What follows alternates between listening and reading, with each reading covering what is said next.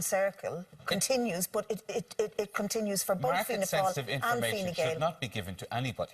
But it continues for both Fianna Fáil and Fine Gael. And that's a basic principle of law, of common sense, of ethics, and it's certainly something I wouldn't do. There's a great massive conversion for Fianna Fáil. There was one point you made, Reid, about lobbyists. If you go to America, if you go to Westminster, go to Capitol Hill, in every democracy there are lobbyists. Surely the rules must apply of transparency and whether they've been transgressed is another. But lobbying is a feature of democracy, surely? Unfortunately, it's a feature of capitalist democracy where money talks. Money comes before everything else and money talks loudest. So in the European Union, for example, in Brussels, there are 30,000 lobbying companies permanently lodged in Brussels. But it's democracy. Great, isn't it? Great, wonderful democracy. And the more powerful and the more rich you have, the more you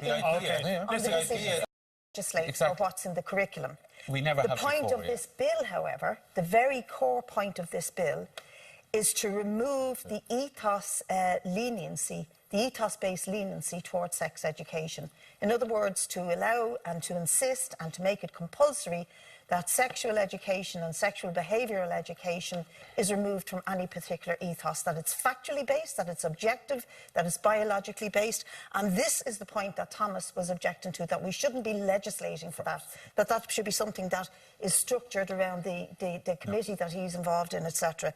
We believe it is necessary to legislate for it because of the dominance of one particular ethos, the Catholic Church, in education in this country. We are going to have to legislate to insist that all children receive an objective, factually based sexual education. We should. But we've never done it before, and we don't want to see the curricula for any subject becoming a legislative battle like it happens in America.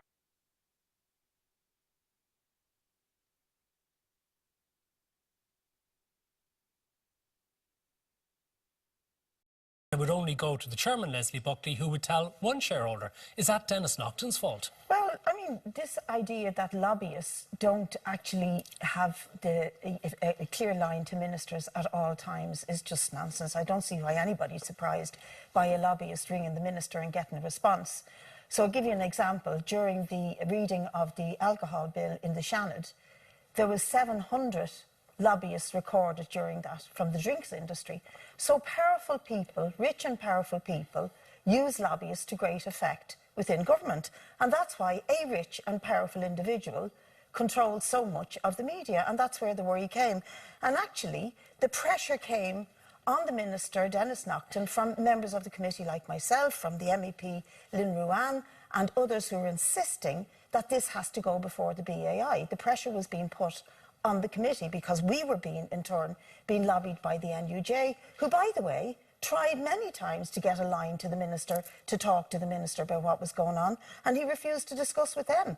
But he has no problem discussing it with a lobbyist, another Naughton. There's Naughton's all over this. There's Denis Naughton, there's Hildegard Naughton. In fairness, they're not related now, in fairness. I'm only saying this is let's be clear. It's made being Ona Naughton, I know, is being sort of presented as some sort of Del Boy furtive figure here. He is a former Fianna Fáil government press secretary. He's a former member of the Defence Forces. Media and politics is a murky business. The media and politics, and the proof is the structure and setup of INM in this country, the ownership of it and how it dominates the media.